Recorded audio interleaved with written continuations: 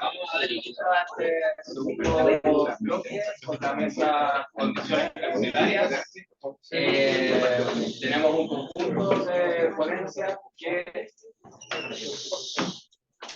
Tenemos un conjunto de ponencias que abordan diversas aristas y cuestiones relativas al sistema penitenciario nacional.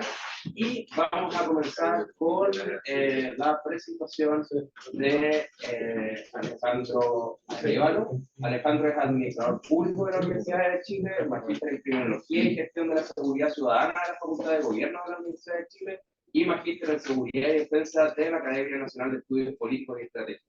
Cuenta con 22 años de experiencia en Gendarmería de Chile y sus líneas de investigación abordan la violencia carcelaria, los programas de intervención en términos más generales. Como conversamos antes, la idea es que se puedan seguir bien al límite de 15 minutos. Yo les voy a avisar cuando queden 3 minutos porque deberíamos estar terminando a eso de la 1 con una ronda de discusión y debate y creo que lo más interesante van a hacer esas preguntas y sus comentarios. Adelante. Muchas gracias. Muy buenos días a todas y a todos, a los colegas que están acá. Efectivamente, vengo en representación de Gendarmería de Chile, soy el único del programa que sale de representación de Gendarmería de Chile. Llevo 22 años, no privado de libertad, sino como funcionario de Gendarmería. Pero vengo desde una perspectiva no autocomplaciente. Eso permítame no decirlo porque realmente cuando hay exposiciones institucionales siempre dicen que voy a hablar de lo bonito de la institución, pero voy a hablar de algo que ya yo y Pablo lo señalaron respecto a Colina 2. Colina 2 es la cárcel más violenta del sistema penitenciario chileno. Son 80 cárceles, Colina 2 la lleva. Ahí hay una fotografía que es lo más bonito que tiene el Colina 2, que son sus letras. Siempre le dando destaco porque se han mantenido desde que se inauguró esta cárcel en el año 1993. Ahí. Un poco de contexto bien rápido porque como tenemos muy poco tiempo, pero ojo con este tema de esta tasa de población por 100.000 habitantes. Ha ido cambiando la lógica, siempre teníamos a Estados Unidos en primer lugar, pero lamentablemente con los fenómenos que se están dando desde Centroamérica hacia abajo, fenómeno Bukele me estoy refiriendo, El Salvador hoy día ocupa el primer lugar por 100.000 habitantes. Y Chile ocupa el lugar número 43, que es un fenómeno también bien vinculante a los temas de violencia carcelaria. Un poco también de la evolución de la población privada de libertad en Chile. Si vemos este gráfico que representa desde el año 87 hasta el 2022, vemos una lógica de incremento muy significativo, y ahí yo he marcado ciertos hitos que son fundamentales para entender cómo ha ido aumentando la población privada de libertad. Uno de los hitos más significativos, más tristes, obviamente, del sistema penitenciario, tiene que ver con el incendio de la cárcel de San Miguel del año 2010, donde ahí teníamos una población de 54.628 personas privadas de libertad, es el pico de población que hemos tenido en este tiempo, pero lamentablemente vemos que la evolución del incremento de la población privada ha sido muy significativo con pandemia. Entonces hoy día estamos ya del orden de los 50.000 personas, 2023, privadas de libertad, y el ministro lo decía hace poco, si llegamos a los 52.000, esta cosa se transforma en una situación muy extrema. Es probable que este año vamos a llegar a las 52.000 personas privadas de libertad. Es un fenómeno que yo lo destaco porque tiene que ver con los fenómenos también de violencia carcelaria.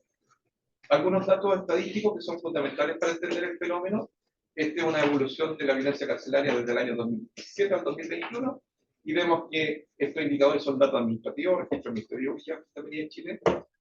Los internos que han sido heridos o lesionados por agresión corporal son 4.377 en el periodo, 5.818 por elementos contundentes. Fíjense la cifra de personas que han sido heridas o lesionadas por agresión con elementos cortopunzantes, que son 18.982 personas, y finalmente la cifra más triste y considerable de estas estadísticas, 244 personas han perdido la vida por un homicidio al interior de los penales en un contexto de violencia interpersonal. Cuando hacemos un poco, y lamentablemente aquí estamos en Iquique, pero Santiago a veces, esto también es Chile, hay una concentración muy significativa de la población privada de libertad en la región metropolitana con un 36%, Y cuando vemos estos datos, si sumamos todos los heridos, Colina 2 ocupa el tercer lugar, pero sin embargo, cuando analizamos las muertes por riña, ahí vamos a Colina 2, que tiene 47 personas en el periodo, que es una cifra realmente muy, muy importante. ¿Qué vamos a entender por violencia carcelaria interpersonal en esta investigación que yo hice para mi tesis de magíster? Todos los incidentes o riñas o agresiones con elementos cortopulsantes, el delito de homicidio, obviamente, los internos que fueron tanto agresores como víctimas, es una definición de Wharton que recogió el año 2002. Ahora, hay que entender que desde el contexto carcelario hay que muchas veces las personas que están privadas de libertad sienten temor, ya lo veíamos un poco en las cifras que señalaba York, hay preocupación porque pueden sufrir algún delito, entonces tienen que, como decía Gambetta, tienen que reconfigurar su espacio emocional. Y tienen que siempre tener esa capacidad de tomar decisiones rápidas, siempre tienen que tener la capacidad de tener planes de protección y por tanto los stocks y todas estas cosas que ya también contaba George al final de su presentación, tienen que ver con esa lógica de autoprotección. Y es muy difícil entonces erradicar con mecanismos de requisa permanente la permanente posibilidad que ellos tengan de nuevamente hacerse de armas para protegerse. ¿Ya? Muy rápido también, voy bien con el tiempo, afortunadamente. Hay ciertos modelos que han explicado la violencia carcelaria durante el periodo, desde el siglo XX en adelante, yo diría casi desde 1950 en adelante, con este clásico libro de Say, La sociedad de los cautivos, que aquí está el profesor Máximo Soso, que fue uno de los traductores de ese libro, está aquí para agradecérselo porque ha sido un gran libro que nos ha permitido entender desde la sociología y desde la criminología la privación de libertad con este enfoque más bien de la privación. También surgieron otros fenómenos, otros modelos de explicativos también, que decían que la importación, es decir, que las cosas que yo traía para la cárcel eran el tema de las características personales.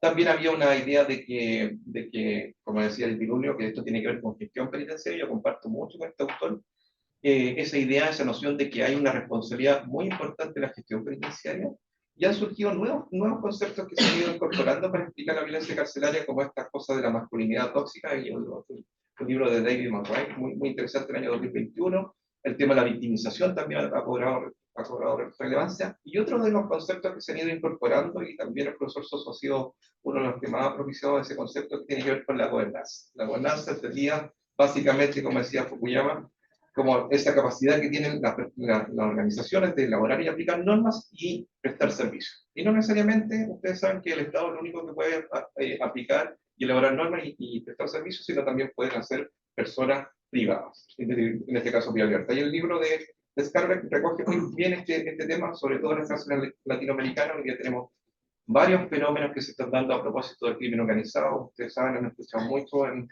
el país la instalación del tren de agua, y uno cuando escucha el origen de ese grupo criminal, saben que el origen es una cárcel en Venezuela, la cárcel de Tocorón, donde prácticamente los funcionarios penitenciarios no tienen ningún control de esa cárcel, sino que son los mismos privados de libertad que la administran. Y ahí están las tres cabecillas más importantes de ese grupo organizacional.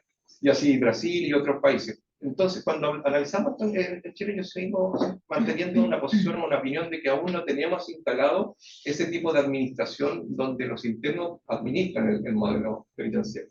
Pero sí hay elementos y hay ciertos rasgos que son de preocupación que tenemos que tener en consideración cuando analizamos la violencia carcelaria. Solo voy a hablar del tema cualitativo de esta investigación porque tuvo dos palitas, una cualitativa y una cuanti, son con la gente de Colina 2. Se hicieron 4 entrevistas semiestructuradas, se realizaron 3 grupos focales. Siempre me dijeron los funcionarios de Gendarmería que grupos focales con internos no era muy pertinente porque generalmente nadie va a contar su experiencia personal, sobre todo cuando tiene que ver con violencia. Yo seguí insistiendo en hacer grupos focales y la verdad que fue bien interesante porque ocupé algo que ocupa la profesora Alison Liebling, que se llama indagación apreciativa, que es partir en un grupo focal no hablando del fenómeno que uno quiere estudiar, sino que más bien de las cosas positivas que tienen las personas cuando están privadas de libertad o en general en distintos contextos. Entonces yo a los internos les preguntaba: ¿usted por qué se siente orgulloso? Eso se miraba, lo que digo, se sentían descolocados y me decían uno por mi familia. ¿Qué ha logrado en este penal? Entonces algunos también decían: aprendí a leer y escribir. Y ahí ese debate que hubo al principio, ese diálogo, permitió que se abrieran, y cuando empezamos a analizar el tema duro, que era la violencia carcelaria, ellos pudieron reflejar en estos grupos focales temas que eran muy fuertes, del dolor, de la despreocupación que existía por parte de la administración penitenciaria, de esto que pasó el fenómeno del 2020, cuando en plena pandemia fuimos el primer lugar de la región, incluso lo puedo decir del mundo según la OECD, sobre violencia carcelaria. En el 2020 fallecieron 62 personas privadas de libertad por homicidio, y los internos me decían que eso se daba principalmente porque en 2020 el nivel de incertidumbre era tal que no sabían lo que iba a pasar, primero. Y lo segundo, porque no pudieron acceder a la visita. Es un tema muy importante. Muchos de esos internos perdieron sus parejas, precisamente por esta situación. Y eso generó una condición, hay una bomba de tiempo que se manifestó en esta cantidad de muertes por riña al interior del sistema. Esa es una estrategia muy interesante cuando uno quiere trabajar en grupos focales, se la recomiendo de nación apreciativa. No partir por el fenómeno que uno quiere estudiar y tratar de extraer rápidamente lo que uno necesita, sino que más bien escuchar y entender cuáles son las cosas positivas que todos tenemos como personas. Ocupé teoría fundamentada, básicamente ustedes saben lo que han aplicado este concepto de teoría fundamentada desde la codificación abierta, después hay una codificación axial y después uno termina señalando ciertos elementos conceptuales que pueden explicar de alguna manera, en este caso, la violencia carcelaria. Finalmente, los conceptos, la red conceptual que definí fueron 4, una que se denominaba orden social y legitimidad y gobernanza de la cárcel.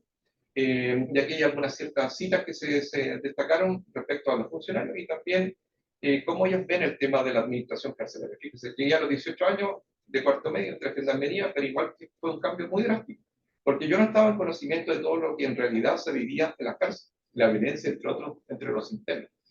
Otro funcionario decía, hay internos e internos. Por ejemplo, en el módulo que estoy yo, hace pocos días, hay un interno específicamente que llegó hace poco y había estado muchas veces ahí, llegó y el loco quiso tomar poder y lo logró, eliminó mucha gente del sol. Estas son nociones de un funcionario penitenciario, no es que lo haya dicho un interno. Entonces, aquí vemos cómo hay una idea de que la gobernanza no está en manos del funcionario penitenciario, sino que más bien es un observador de un fenómeno que se da dentro de un contexto carcelario. ¿Ya? Aquí no les voy a explicar esto, pero es muy entretenido, donde uno pone el concepto y va vinculando ciertos códigos que están ahí detrás para entenderla, y no se ve además, pero yo no lo veo tampoco ahí, para entender por qué justifico entonces ese concepto bajado.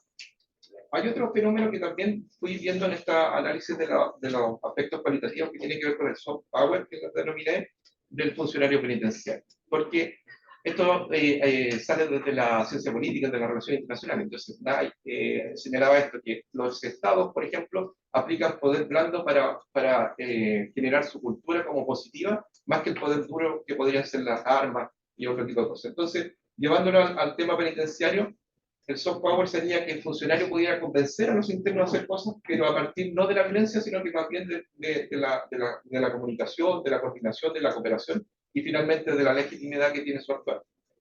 Entonces, ahí un poco lo que ya señalaba George a propósito de la requisa. Un funcionario lo señalaba, nosotros podemos hacer muchas requisas, pero finalmente esto es una raya en el agua. Porque el momento, y es verdad, pensemos como interno, si yo me tengo que autoproteger, yo hoy día en un allanamiento, en una requisa, mi dispositivo de protección, ya me molestó. En ese mismo momento tengo que empezar a idear un mecanismo de protección. Y el mecanismo más fácil de protección va a ser diseñar otro estoque o pedirle a otro o comprar un stock. Entonces son fenómenos que a veces no se ven y desde la política pública se ven como fenómenos que son muy interesantes, que ya lo decía yo, esta cosa de que hacemos grandes allanamientos, pero hay que entender que este es un fenómeno que no necesariamente, me quedan 3 minutos, ¿viste bien? No necesariamente se aplica. Entonces hay que empezar a aplicar el concepto del soft power. El tercer red conceptual que salió de esta teoría fundamental fue el dilema del prisionero, esto lo tomé de la teoría de juego. Obviamente las personas están en un conflicto permanente de cooperación en su proceso de reinserción y de conflicto permanente. Y los que más reflejan eso son los mozos. Los mozos hacen un clic en algún momento, también lo decía yo, y son personas que se autoconvencen de que ese camino de la violencia no los lleva a nada y cambian su ruta. Y dicen, sí, yo voy a tener que trabajar, cooperar en mi proceso de reinserción. Finalmente, lo que apareció con este tema, que es fundamental, creo yo, tiene que ver con la intervención de la violencia. Tenemos que tener programas de intervención de la violencia carcelaria dentro de la oferta penitenciaria y la oferta que se tiene con las personas privadas de libertad. No existe ningún programa que se preocupe de ese tema y es necesario incorporarlo. Básicamente, la estrategia para la gobernanza de las cárceles sería, entonces, gestión penitenciaria, porque hay que fijar permanencia, por ejemplo, de los jefes de unidad, que es un tema muy recurrente en gendarmería. Hay mucha dinámica de cambio de jefatura, y por tanto, ¿cómo puede valorar la gestión de alguien? Centrar en lo interno también tenemos que focalizar la intervención en los módulos, es decir, empezar a trabajar con los casos dentro de los módulos, centrar a los funcionarios también, sin duda, para que ellos empiecen a trabajar en el caso de coordinador, el tema de las cocineras, que son unos dispositivos más pequeños que los estoques. La intervención de las víctimas es fundamental, salían los grupos focales y generar un programa de intervención, es decir, que la oferta programática existe un programa de intervención. Finalmente, detrás de todos estos indicadores que he señalado respecto a la violencia interpersonal que toma la administración penitenciaria, hay un patrón normalizado de supuestas circunstancias estructurales, es decir, aquí nada va a cambiar. Hay una decepción por parte tanto de funcionarios como de internos que las cosas no van a cambiar. Pero sí hay y esa es la segunda conclusión, de que es necesario intervenir la violencia, tanto por los funcionarios como por los internos comparten esa visión de que hay que intervenir la violencia. Eso es bien fundamental destacarlo. Y hay que empezar a trabajar entonces con las causas más bien subyacentes de la interacción violenta que se da siempre en la casa. Finalmente me quedo con este poema de Benedetti. Yo creo que es fundamental entender que hay que poner el acento en el hombre, no hay que preocuparse tanto de la cárcel, de infraestructura, de tecnología, sino que hay que poner un fuerte foco en los procesos que dicen relación con las personas privadas. Eso, muchas gracias.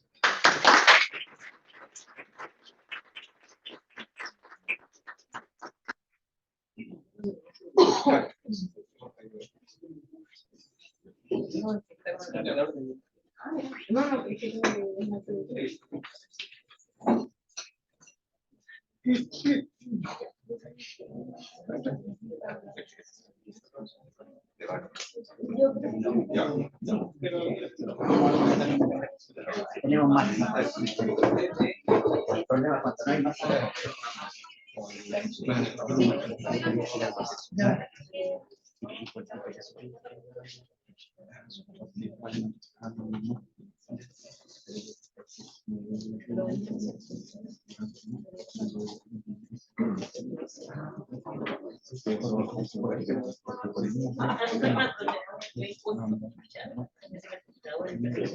Pero yo trabajo en el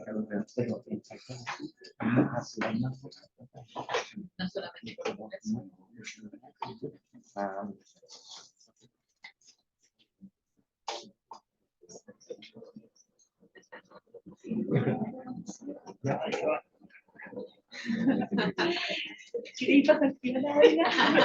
No, ya todos sabemos, así que préndelo. Para todos. Voy a ayudar.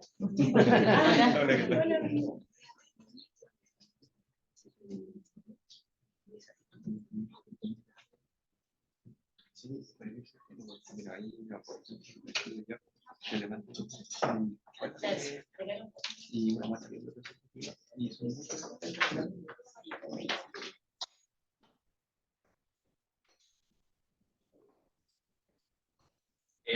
ya, damos paso a la segunda presentación de esta mesa y esta misma va a ser realizada por Catherine Zúñiga.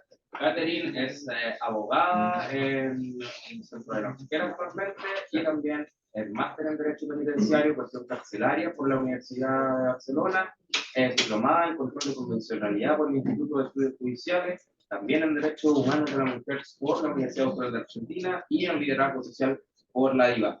Sus líneas de investigación se refieren esencialmente a la cuestión carcelaria y la perspectiva de género. Dejamos ahora a Catherine con su presentación.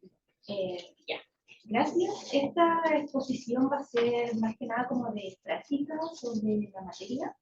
No hay mucho, bueno, en el artículo sí, pero no hay mucho ahora de explicar sobre temas como de literatura. ¿Ya? Hago falta. Entonces yo voy a hablar sobre la experiencia carcelaria de las mujeres privadas de libertad y la necesidad de legislar desde una perspectiva de género. Ahora, a raíz del año pasado, como fue la Convención Constitucional, que lamentablemente no fue emitida en nuestra operación, se discutió sobre el principio jurisdiccional de la perspectiva de género. Y hubieron muchas personas ilustradas que uno esperaba que no tuvieran estos comentarios, pero muchos hablaban de la ideología de género. Y además, en el diplomado de control de convencionalidad, yo primero fui ayudante y escuché a jueces. jueces hablar de ideología de género. Entonces, nosotras, este artículo lo escribí con una colega y amiga que es Xiomara, por si acaso, decidimos partir con, ¿cómo lo cambio? Decidimos partir en ese artículo especificando qué era sexo, qué era género, qué era perspectiva de género, qué era estereotipo, qué era estereotipo de género. Porque si bien se supone que estos son conceptos que uno tiene bien acentuados o asentados ya en nosotros, hay muchas personas que no lo tienen y bastante son personas que tienen decisiones jurisdiccionales. Entonces, básicamente el sexo se refiere a los aspectos biológicos y el género son el conjunto de prácticas, creencias, representaciones, prescripciones sociales que surgen a raíz de esa simbolización del sexo. Y esto nos lleva al concepto de perspectiva de género, que no es más que una herramienta, un método de análisis. No es una ideología, como se dice, y nos sirve para comprender la construcción cultural de la identidad personal, cómo se generan y reproducen patrones, jerarquías, relaciones de dominación, desigualdad, la realidad social, y por sobre todo nos ayuda a ver cómo los arquetipos de lo femenino y lo masculino han ido evolucionando, o siguen, como, bueno.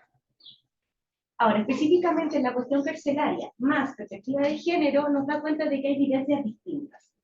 Y en específico, cuando hablamos de la historia de la prisión, nos referimos a... en cuanto a la historia de la prisión, nos vamos al tiro que hay vivencias distintas. Y si bien la cuestión de género como tal ha sido objeto de estudio, empezó en 1949, luego en los 70, luego en los finales de los 80, principios de los 90, como tal, las vivencias distintas se reflejan a través de la historia de la prisión.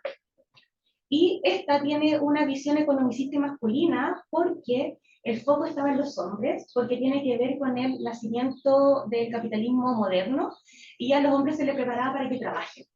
En cambio, las mujeres, como producían tan poco dinero, no les importaba, así que las mujeres eran encarceladas por pecadoras, prostitutas, vagabundas, etc. Entonces, de ahí viene que la explicación de la criminalidad de las mujeres viene por violar el rol adjudicado. Es un rol que nos da la sociedad. Y de aquí viene otro acápite que es el castigo. El castigo en las mujeres es más agudo porque ofende esta construcción social, que nos da cuenta de que el control social falla y hay un fin de devolverlas como verdaderas mujeres. Y esto lo vemos hoy en día con los estereotipos, o sea, con los talleres tan estereotipados que existen y cuando existen. Y además es un castigo más invisible porque se cree que solo se controlan los hombres, el problema es ser pocas, y hay una incomprensión de los órganos de justicia. Eso me parece sumamente grave. Ahora, hay indicadores sociales negativos comunes a toda la población penitenciaria, pero respecto a las mujeres, hay un mayor analfabetismo de mujeres respecto a hombres, y hay mujeres que son mayormente víctimas de la violencia estructural, desigualdad, pobreza e institucional, y además de violencia de género por parte de sus parejas o exparejas. En cuanto al estereotipo, ya lo dije, tenemos un sistema criminal sesgado con estereotipos aún, y por los delitos por los que son encarceladas, esto ya lo sabemos, mayormente droga y robo. Ahora, las condiciones carcelarias de las mujeres privadas de libertad fueron detectadas, entre comillas lo pongo porque no sabía qué palabra utilizar, pero en abril de 2016 el Subcomité para la Prevención de la Tortura y otros tratos crueles, inhumanos y degradantes visitó 22 centros privados de libertad, conversó con organizaciones de la sociedad civil, con distintas instituciones, y a grandes rasgos obtuvieron que acá eran las condiciones: menoscabo desproporcionado de la psique de las mujeres, sobre todo cuando son madres, en especial cuando son las únicas que están a cargo, falta de privacidad en servicio sanitario por ser visible ante cámara, y de hecho hay mujeres que todavía hacen sus necesidades en un tacho de basura, o sea, un tacho o bolsa, no recibir toalla higiénica. Al respecto sobre esto, actualmente el Departamento de Derechos Humanos de Gendarmería ha entregado 1.650 copitas mensuales, sí, de cobre, pero ahora, el nudo crítico es que es población flotante, y ahora el Ministerio de Justicia y Derechos Humanos se va a encargar de entregar las toallas higiénicas, ¿ya? Un pequeño avance importante. Luego hay un menor número de comparación de visitas, claro, ¿por qué? Porque las mujeres pierden su red de apoyo en comparación a los hombres que tienen largas filas de mujeres. Está de nuevo esto del espacio de las mujeres que están, hay muy pocos centros penitenciarios, ojo, no creo que la solución sea construir más cárceles, pero sí también hay muchos lugares que están, hay secciones mixtas, hay discriminación por parte del funcionario a mujeres lesbianas, cosa que no se observa cuando hay hombres gay. Sanción disciplinaria cuando la suspensión de visitas se aplica de igual manera cuando esto perjudica mucho más a las mujeres. Las mujeres embarazadas siguen sin asistencia médica. Largas horas de encierro que afectan la salud psíquica y de la mujer y sus hijos e hijas. Registros corporales invasivos y frecuentes a mujeres encarceladas y a los visitantes. Sobre esto, la Corte Interamericana, en un fallo, dijo que esto configuraba el delito de violación, por si acaso. Y la aplicación de la Ley 20.000 de las mujeres genera efectos desproporcionados y discriminatorios y dificultad para optar al beneficio de libertad condicional, porque se pide 3/3 del tiempo cumplido. Y se obvia el hecho de que es un delito que se produce desde la carencia, ¿no? Ahora, ¿qué es lo que nosotras, hablo de que hoy yo, venimos a mostrar en algo nuevo? Es que como condiciones carcelarias hay multa como pena accesoria en cuanto a los permisos de salida, en cuanto a las enfermedades, en cuanto a la maternidad. La maternidad lo pongo en mayúscula porque es toda una caja de Pandora que, si es que quisieran y pudieran, voy a exponer sobre esto mismo a las 3 de la tarde. En cuanto al acceso a la justicia, también hay otro nudo crítico en el sistema de sanciones y en la atención médica. Rápido. Entonces, en cuanto a la multa de pena accesoria, la ley 20.000, que regula la ley de tráfico de estupefacientes, contempla la multa como pena accesoria, cuyo monto asciende de 10 a 400 UTM, y estamos, desde siempre decimos que son mujeres, que son pobres, que bla, bla, bla, entonces no tiene sentido. Entonces, y además, o sea, cuando ya se quieren eliminar antecedentes, ya es una tercera pena, incluso se ha dicho. Esto provoca aún más, o sea, las personas están siendo castigadas eternamente. Eternamente, pero ¿se entiende? En cuanto a los permisos de salida, estos son comunes, que se han rechazado tanto los permisos de salida dominical como los extraordinarios, y los permisos de salida exigen, además de requisitos objetivos, el voto favorable del Consejo Técnico, y es un organismo que está integrado por las distintas personas o sea, organismos que incluye ahí, y está regulado el artículo 96 siguiente del reglamento, pero en realidad lo importante sobre esto es que tienen exigencias que son rechazados por distintos motivos, por ejemplo, encontrarse en un set semicerrado, avance en el plan de intervención, falta de apoyo, pero por sobre todo, lo que prima al ser rechazados es que, como Gendarmería está a cargo de la custodia, prima sobre eso más que el arraigo, por ejemplo, o la vinculación con sus personas. Ahora, en cuanto a las enfermedades, hay muchas mujeres que están en situación de discapacidad, movilidad reducida, enfermedades degenerativas o algunos casos de tercera edad, y las penadas no siempre pueden acceder a intervención al interior de la cárcel, por lo que pueden pasar largos periodos en el hospital penitenciario u hospital externo. Y esto impide que puedan acceder a un plan de intervención o desarrollo de talleres y escuelas, pese a que el artículo 8 del decreto 943 establece que la administración penitenciaria debe desarrollar alternativas ocupacionales que reconozcan situaciones de vulnerabilidad. Pero, el artículo 18 del mismo decreto dice que tiene que haber salud compatible con el trabajo. Entonces, ahora, en cuanto al acceso a la justicia, hay mujeres que también son víctimas, y víctimas de delitos predominantemente amenaza y violencia intrafamiliar, por lo que contienen en eso, y ahí tienen múltiples dificultades para obtener la información sobre sus causas e intervenir en ellas. Primero, los teléfonos públicos que, cuando cuentan en el interior de la cárcel, requieren dinero para funcionar. Y segundo, tienen bloqueados los números 600, entonces no pueden llegar a la fiscalía. Luego, los defensores penitenciarios no pueden obtener información porque no son clientes de la causa. Tampoco llegarán a las cárceles notificaciones por archivo provisional, y de esta forma la única manera de obtener información, de nuevo, queda a discreción del jefe de establecimiento del centro penitenciario. Ahora, ¿qué ocurre y pasa? Que cuando llegan amenazas en el interior de la cárcel, porque claro, el hombre que ejerce violencia tiene el control sobre todo, se siente con el control, y hace llegar amenazas, y en ese caso quedan en nada porque generalmente no toman la denuncia, y tampoco van a ir a dejar la comisaría para que haga la denuncia. O sea, hay un acceso a la justicia enorme. Ahora, hay un informe que ahí lo cito, que entrevistó a 227 mujeres, y de esas 227 mujeres, 69% reportó haber experimentado violencia física o sexual en alguna relación de pareja. Eso, sumemos más la cifra negra. Entonces, es un nudo crítico que hay que cambiar.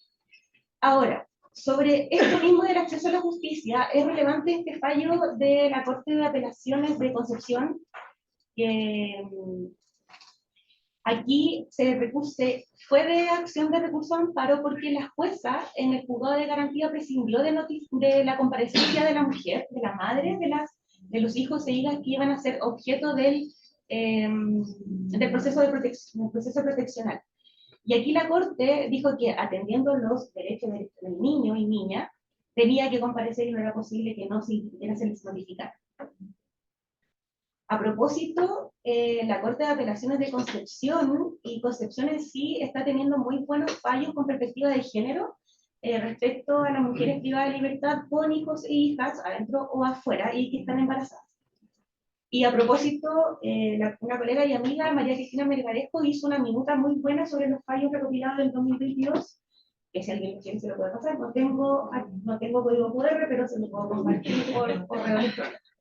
Ya. Condiciones carcelarias en cuanto a las sanciones. Primero que todo, el reglamento penitenciario hay una igualdad formal que no atiende a cuestiones de género para variar. Entonces la traslado como sanción o medidas de seguridad. Primero como sanción, porque si hay 3 minutos. Porque si hay como... bueno, si hay sanción, esto va a estar dentro del mismo módulo, si no, segmentación agotada. ¿Qué significa esto? Que si en la región metropolitana a un hombre le pasa lo mismo, el hombre tiene 5 recintos más donde poder llegar sin perder el arraigo familiar, en cambio la mujer no, porque el tiene que pensar fuera de la ciudad. El uso de celda de aislamiento, bueno, el año pasado murió una mujer por estar en la celda de aislamiento. Lamentablemente este castigo sigue previsto en el reglamento y se sigue utilizando por algunas personas. En cuanto hay un castigo a la autolesión e intento de suicidio, esto parece totalmente ilógico porque alguien está doliendo, lo que se espera es que alguien se esté sostenido. Pero hay 2 fallos en el que donde la Corte le ha dicho a Gendarmería que su actuar no ha sido bueno, por lo bajo, entonces que ha vulnerado el principio de tipicidad, cosa que es raro porque el sistema es ilegal. Y además, cuando pasan estas autolesiones o intentos de suicidio, que es muy común, hay una devaluación de la conducta y hay una prohibición de recibir visita o encomienda. Totalmente ilógico. Si una persona está doliente, necesita más contención. Ahora, sanción por celular, el reglamento no permite el celular porque es un elemento de seguridad, o sea, contrario a la seguridad, pero ¿qué pasa cuando hay más celulares? O sea, esto aumenta la violencia porque o aumenta el acceso de la manera tránsfuga y un alto costo, recordemos que son mujeres pobres, y hay una sanción que no admite debate. Ahora, sobre esto es muy importante que cuando mandan las partes a los juzgados de garantía, primero, la explicación es que la mayoría fueron para contactar a sus familiares, sobre todo hijos e hijas. Y mayor número de partes sobre esto ocurre en diciembre. Día de las Madres. Y Día de las Madres, gracias. En cuanto a la falta de atención médica, esto ya es de público conocimiento, todos sabemos que esto es una gran falla en nuestro sistema. Y bueno, conclusiones rápidamente, porque me debe quedar con 3 segundos, no quiero que me echen. Bueno, la regulación penitenciaria y la cuestión penitenciaria en sí no se escapa del sesgo político-cultural androcentrista y encuentro que es el machismo edificado. Las consecuencias del castigo trascienden a la mujer afectando los vínculos significativos, sobre todo hijos e hijas, que son víctimas silenciosas y también invisibilizadas. O sea, cuando son hijos e hijas mayores de 2 años, dejan de existir para el sistema. O sea, eso de que los niños son primero es mentira. No existe a la fecha estudios suficientes que permitan dilucidar una perspectiva interdisciplinaria sobre los perjuicios que acarrea la sociedad en su conjunto en la cárcel femenina, pero sí hay mucho sobre caracterización. Aquí lo abordamos con Kiomara sobre las extranjeras, la comunidad LGTBI+, adultas mayores, mujeres en situación de discapacidad, población indígena, entonces no. Es como el tema de la maternidad, como que es una caja de Pandora que va abriendo y abriendo cada vez más problemáticas al respecto. No se habla tampoco de las mujeres que cometen delitos violentos, lo cual también es propio del machismo, porque hay mujeres también que cometen delitos violentos y no pasa nada. que la feminidad es parte del estereotipo también.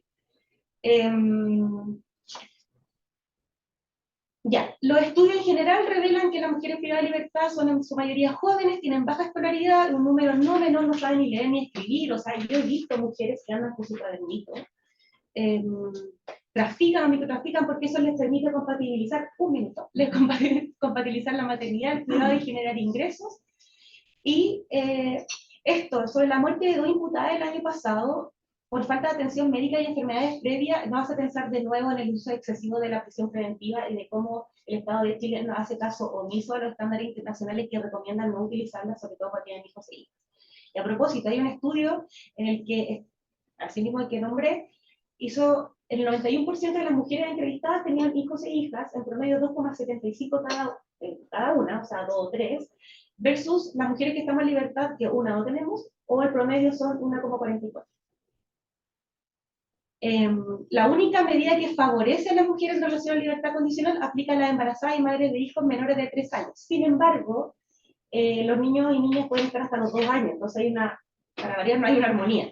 ¿Qué lo puedo explicar?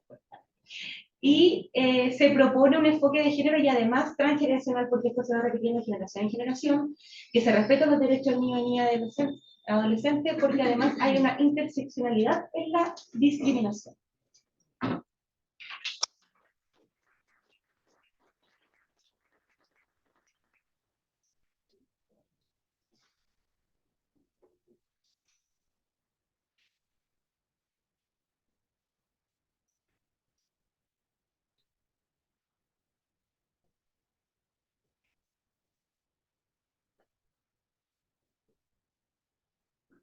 ¿Sí? Su presentación es.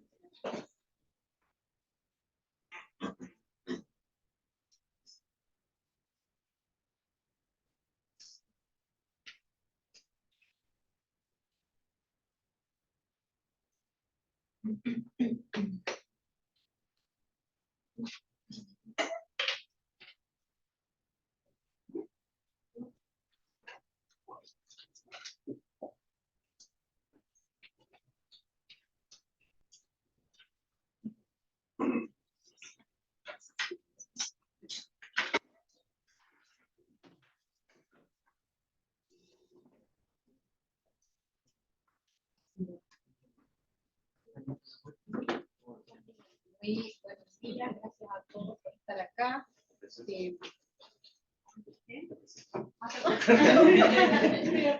Ya, pero partamos con la tercera presentación, que corresponde a Lisa Zúñiga. Lisa es máster en criminología por la Universidad de Cambridge y actualmente cursa el doctorado en Ciencias Sociales de la Universidad de Chile y también es docente en la Escuela de Gendarmería. Lisa. Ya, ahora sí, de nuevo, muy buenas tardes ya y gracias a todos por estar acá. Lo que vengo a presentar hoy día es parte de, como dice ahí abajo, están letras chiquititas, pero es un estudio con DEF, que estamos todavía en el segundo año de ejecución. Soy Guillermo Sorpoisa, que es de la Facultad de Ciencias Sociales también de la Universidad de Chile. Alejandro Arevalo también ha estado presente en ese proyecto. En ese estudio contesta institución socia es en la medida de que se le va a entregar quizás en la medida, pero durante el primer año recogimos muchísima información que sirve también para otros objetos. Entonces, lo que les voy a presentar ahora es una pequeña parte de ese gran proyecto y que decidimos centrarnos en esto de las cárceles privadas en Chile. Nos pareció adecuado y necesario hacerlo en este momento y en estas instancias porque en el contexto de la denominada crisis de la seguridad y estas agendas legislativas bien aceleradas, pareciera quedar súper invisible el debate de las cárceles concesionadas. Es como que no está, ya no es parte del debate, están ahí y no se sigue pensando si las vamos a seguir teniendo o no, en qué condiciones, etc. Y es un debate que me parece que no está para nada acabado.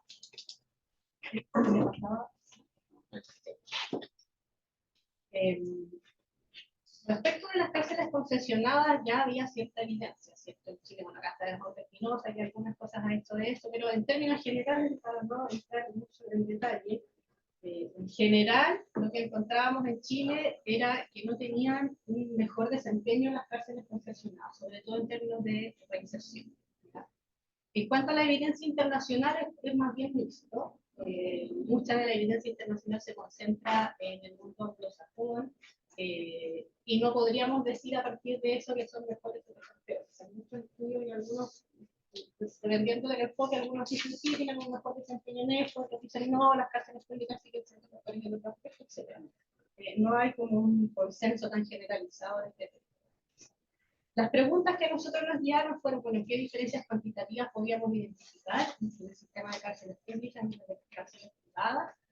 ¿Qué diferencias en los procesos de reinserción podíamos encontrar? Y la tercera pregunta era qué diferencias o qué variaciones más bien existían entre los recintos concesionados. ¿Ya? No voy a presentar detalles de los datos de la tercera pregunta porque no me da el tiempo, pero algo vamos a señalar de eso. Lo que nosotros hicimos fue método mixto, aplicamos el cuestionario que es el MPQL, que es del nivel de calidad de vida penitenciaria, que fue adaptado para la realidad chilena. También se aplicó el mismo cuestionario que hizo Alison Living para funcionarios penitenciarios, pero en este paper, en este artículo, nos concentramos en el cuestionario a población privada de libertad, pero en el mismo proceso aplicamos cuestionario a funcionarios y a población privada de libertad. Para los que no lo conocen, básicamente ahí lo que nosotros preguntamos tenían que ver con infraestructura y habitabilidad dentro de la cárcel, cómo evaluaban el acceso a programas de intervención, la relación entre los funcionarios, interacciones con otros internos, cómo evaluaban el régimen y funcionamiento de la cárcel en términos generales. La mayoría de las preguntas estaban construidas en formato de escala Likert de 1 a 5, siendo 1 nunca y 5 siempre. Tengo más detalles de la muestra, si quieren prestar después, lo voy a estar ahora. En términos de hallazgos, tampoco quise poner tablas porque pensé que no se iban a ver, entonces solamente tengo como las conclusiones o los hallazgos generales. Respecto de la habitabilidad, las personas en recintos concesionados declararon una mejor percepción de la calidad de los baños, por ejemplo, de que dormían en un lugar limpio, que había una mejor ventilación en sus celdas y más natural en las. Respecto del acceso a los programas, y aquí ya empezamos a encontrar cosas como que eran diferentes a las que la literatura ya nos iba a señalar. Los privados de libertad en los recintos concesionarios reportaron un mejor acceso a programas de intervención, incluyendo posibilidades de acceder a un trabajo remunerado, recibir capacitación laboral, poder hablar con un asistente social, conversar con un psicólogo y acceder a programas de tratamiento de drogas. En cuanto a la convivencia con otros internos, las cárceles concesionadas aparentemente se llevan bien mejor con otros internos. Señalan que los puntajes comparados con las cárceles públicas serían tratados con más respeto por otros reclusos, tendrían más amigos también que los ayudarían en comparación con quienes están en cárceles públicas. Respecto de la relación con guardias y con funcionarios, los internos de las cárceles privadas, concesionadas, reportaron un trato más respetuoso por parte de los guardias. También fue un hallazgo muy curioso, ¿no? Reportaron ser mejor tratados como ser humanos en la cárcel, que se llevarían mejor con los funcionarios de su módulo, que contarían con más confianza por parte de los funcionarios, que tendrían, al parecer, funcionarios más honestos en estos asuntos, que recibirían más apoyo del personal en caso de que lo necesitaran y que tendrían un personal que se preocuparía más por ellos. Respecto del régimen de la cárcel, algunas de los ítems donde fueron mejor las concesionadas es que reportaban que había reglas más claras, que la administración respondía más rápido a los escritos, a las solicitudes de los internos, que los guardias actuarían más rápido cuando había emergencias, que recibían un trato más justo y que se respetaban más sus derechos versus el puntaje que obtenían en las cárceles públicas. Respecto del funcionamiento de la cárcel, los recintos concesionados señalaban que los guardias serían más justos con su trato, que tratan mejor a las visitas de las cárceles públicas, a la inversa los recursos de cárceles, los recursos de cárceles públicas saben que la vida en esos recintos es aburrida, que hay un mayor consumo de drogas, que hay castigos más arbitrarios, no nos conectamos con la presentación de que con ambientes más tensos, con mayores sobornos, ¿no? También es un poco consistente con lo que ya se estaba en la sesión anterior, ¿cierto? Una alta percepción de corrupción en las cárceles públicas. Nosotros también hicimos, yo les señalaba al inicio que fue un estudio mixto, hicimos cerca de 100 entrevistas en las distintas cárceles. Nosotros nos enfocamos en las cárceles más grandes de cada una de las regiones, tenemos 6 regiones, y dentro de la región metropolitana en 5 recintos. Y además de las 2 encuestas hicimos entrevistas a una serie de funcionarios, tanto uniformados como civiles. Y aquí solamente traigo un par de citas para reflejar un poco lo que me contaba, ¿no? Un profesional de la cárcel concesionada nos dice, nos piden juntar 30 reclusos para hacer un taller. No importa si son jóvenes, viejos o del tipo de delito que cometieron. Lo importante es juntar a los niños, sacar las citas, quemar la planilla y el cuerpo velar. Por eso un poco también el título que pusimos, ¿no? O sea, la gente que está haciendo, está llenando un formulario, está realmente preocupándose por ese individuo, por ese ser humano, o están llenando formularios para cobrar, ¿no? Dinero. Otra persona nos decía, el interno o cultura, según él, siempre va a validar al profesional público, va a confiar en las instituciones públicas. Miren qué curioso, a pesar de que estén condenados, ellos están conscientes de que toda privatización es lucro y se ponen más reticentes contra ellos y contra nosotros. Hay otra razón, no, en realidad no confían tanto en nosotros porque somos privados, porque somos entonces muchos de estos hallazgos nos fueron como sorprendiendo un poco en esta misma, porque no eran tan consistentes con lo que la literatura previa en el caso chileno nos ha señalado, ¿no? Obviamente no queremos decir con esto que las cárceles concesionadas sean mejores, y tampoco hay que construir eso. Lo que pudo haber pasado también en este proceso es que las cárceles públicas hayan empeorado su desempeño. Y hay cuestiones que tenemos que en el fondo seguir investigando. También, bueno, lo que les señalaba recién, ¿no? Este predominio de una lógica que es más bien como de verificación de indicadores. Yo creo que también hay que profundizar un poco si esto es solamente en las concesionadas, porque también pasa en ese porque los funcionarios están llenando formularios, ¿no? La cantidad de personas que tenemos que atender, en qué tiempo los atendemos, etc. Y una cuestión interesante que yo me estoy que no traje los datos en detalle porque termina excederme en el tiempo, pero hay muchas diferencias dentro de las propias cárceles concesionadas. O sea, que lo que yo presenté anteriormente de más o menos los promedios, que la gente puntuaba mejor en las concesionadas versus las públicas, dentro de las concesionadas también es muy difícil. Y ese es un ámbito que requiere ser profundizado. El por qué pasa esto, por qué en una cárcel concesionada es mejor desempeño en ciertos ámbitos que no, etc. De ahí probablemente se requiere profundizar con más entrevistas, con más trabajo cualitativo o con otros instrumentos cuantitativos que nos permitan profundizar en el mundo de la concesión. Entonces, en definitiva, nos parece que es unos hallazgos que nos llaman a poner en debate las cárceles concesionadas, porque está todo este tema de que tienen las marcas privadas para el Estado chileno por estas cárceles. Pero también está el tema de qué tan eficientes se supone que están siendo, no solo en términos de que pueda ser una cárcel más limpia, menos peligrosa, con baños mejores, pero lo más importante es que realmente si tienen un mejor desempeño no en materia de organización. Más allá, yo no voy a entrar en la discusión de lo personal, me cuesta muy en contra de las cárceles concesionales, ¿no? Pero existe. Están ahí y ya hay que hacer cosas. Sobre todo cuando ya el Estado, además de, en el fondo lo que hace el Estado en las cárceles concesionadas es hacerse cargo de la seguridad, pero concesiona la reinserción, es muy curioso. Entonces se provocan muchas tensiones. Los mismos gendarmes también dicen, no, que las cárceles concesionadas tienen una percepción de que hay más espacio para la corrupción, porque ingresan y salen más personal civil. Es decir, civil es culpable, ¿no?, de que empiece a seguridad y no funcionan cosas, ¿no? ¿Ah? No funciona. Funciona, sí, exactamente. Etcétera. Así que un poco eso era lo que les quería presentar el día. No me quedé en el tiempo, pero si tienen más preguntas, las puedo ver. Gracias.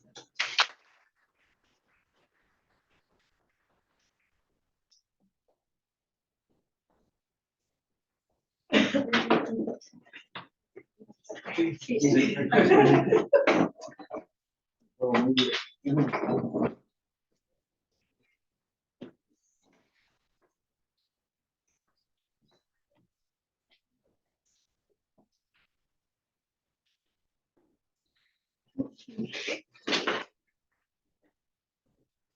Esa presentación.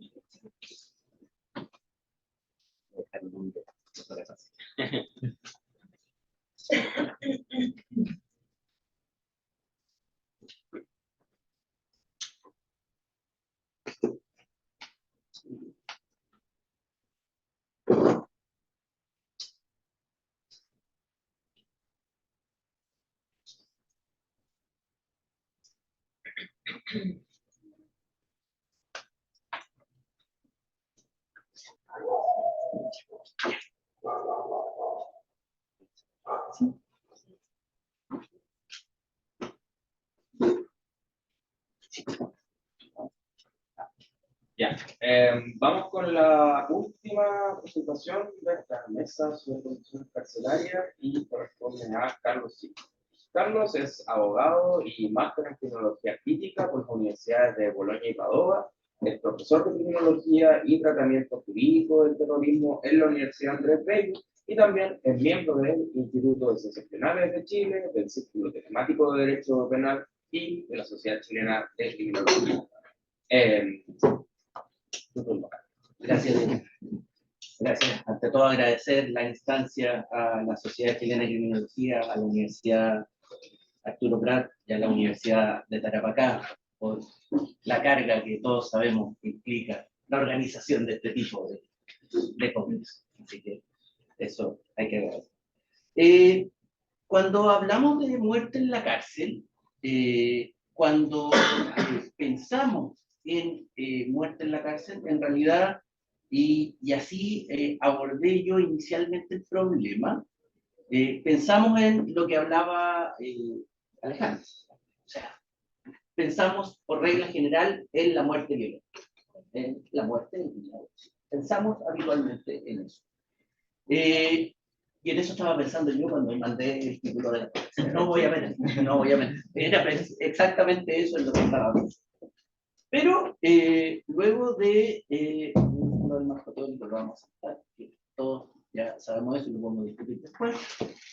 Pero hay problemas que son absolutamente evidentes en las cárceles. Las condiciones que son precarias, eso es obvio.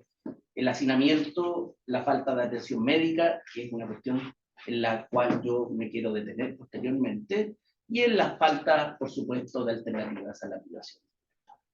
Aquí tenemos la muertes por año desde el 2002 en los últimos 10 años. Desde el 2012 al 2022 murieron en las cárceles chilenas 1.467 personas.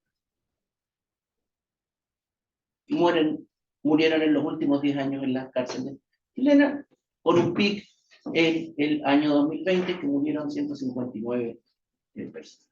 Una cuestión que también resulta importante resaltar es que nadie, absolutamente nadie, salvo Gendarmería, tiene datos de muerte en la cárcel.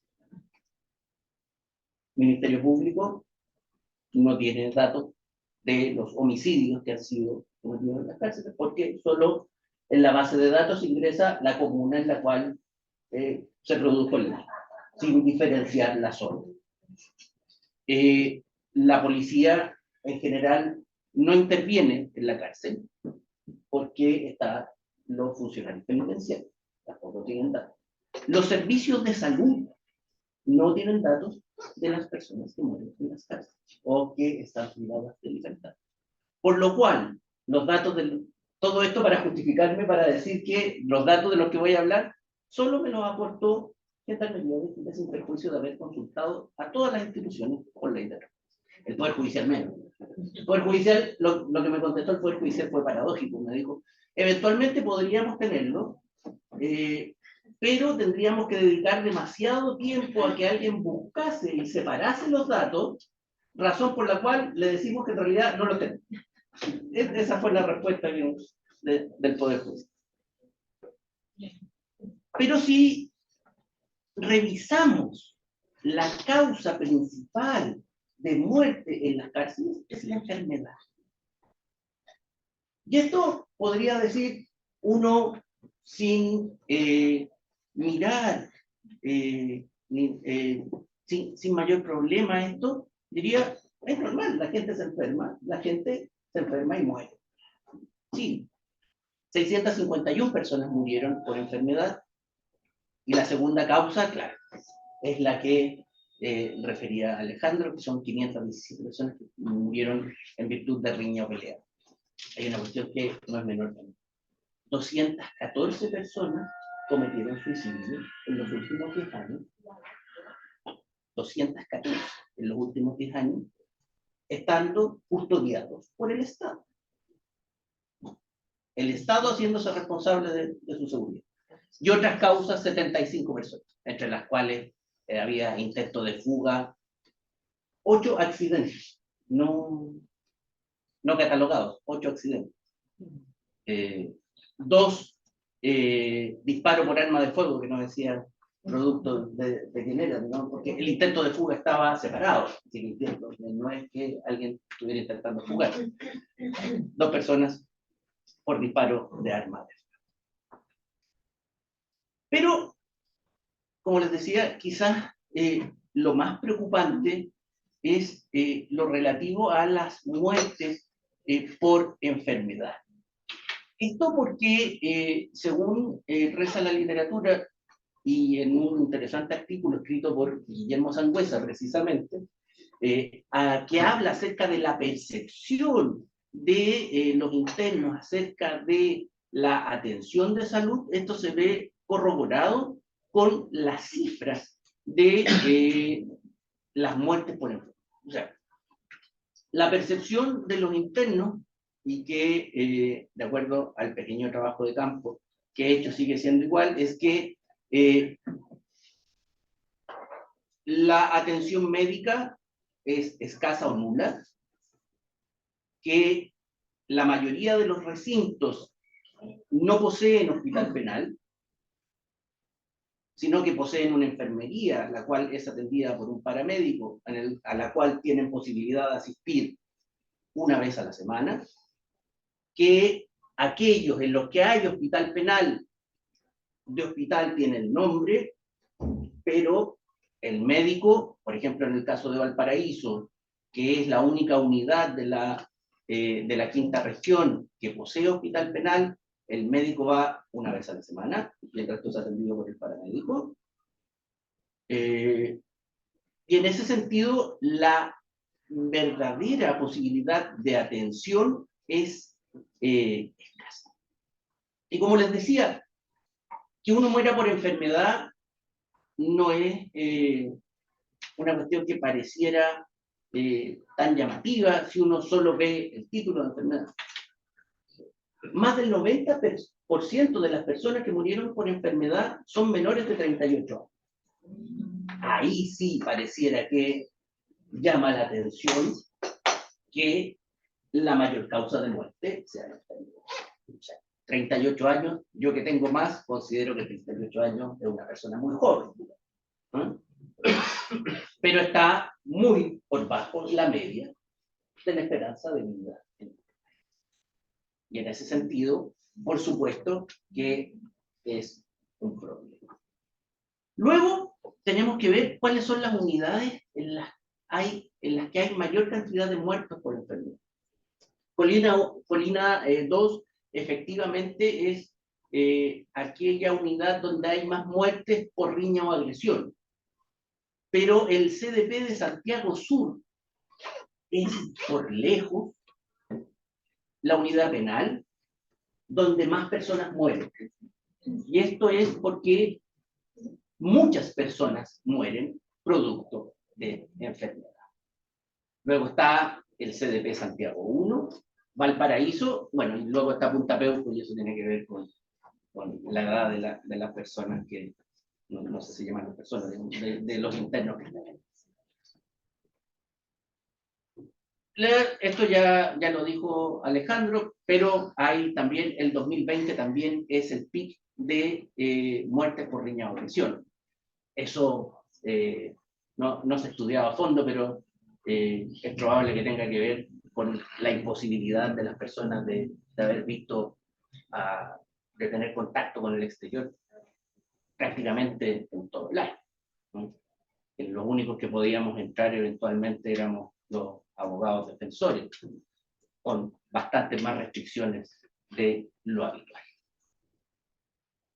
Y luego, algo que quizás debe preocuparnos mucho, es que existen 214 suicidios en los últimos 10 años. Pero lo que es más preocupante aún es que 43 de ellos fueron cometidos el año 2020. O sea, el 2022 fue un año especialmente preocupante. Disculpen el gráfico, digamos, pero como dijo Diego, yo en el computador lo veía excelente. Yo pensaba que yo no sé que la iba a romper. Pero eso hace que el número de suicidios que se cometieron el año recién pasado, el doble de varios de los años en los últimos años. El doble, el triple y casi el cuádruple en algunos casos. Eso hace que la muerte en la cárcel tenga varias implicancias. Uno, respecto, como señalaba, de la atención de salud, que es la mayor causa de muerte en las cárceles, en las cuales, al no tener la posibilidad material, Gendarmería, por un lado, de proporcionar atención médica, y los servicios de salud, por otra, al estar absolutamente desinteresados en la situación, por falta de recursos también eventualmente, pero no hay ninguna preocupación, no hay ninguna política, no hay ningún acompañamiento en este sentido, hace que la muerte por enfermedad no tenga cobertura en este caso. Pero también en el caso de muertes en riña o agresión. Esto porque en virtud de los trabajos que hay escritos y de entrevistas que pude realizar a fiscales, defensores y funcionarios de recintos en los cuales se cometían homicidios, habían dos cosas.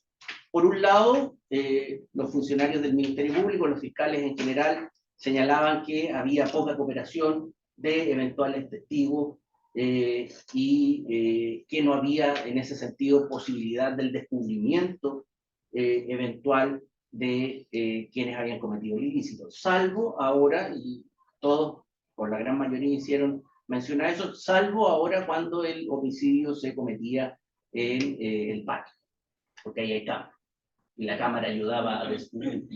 Pero si no se cometía en el patio, si es que se cometía el homicidio al interior del módulo ya, en las piezas, en las celdas, la posibilidad de descubrimiento era bastante escasa.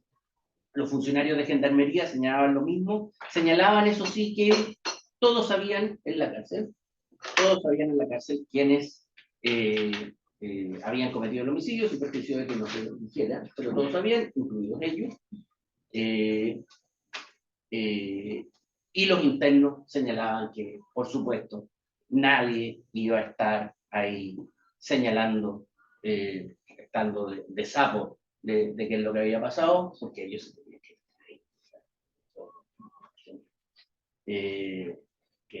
Que hacen que esta situación sea compleja. Y por último, en el caso de los suicidios, el problema de la salud mental en Chile, no vamos a hacer ningún descubrimiento señalando que es poco atendida. Pero salud mental en Gendarmería es una cuestión que resulta imposible. O sea, como señalaba, el médico general va una vez a la semana a un penal grande, psiquiatra, imposible. Eso para que podamos discutir.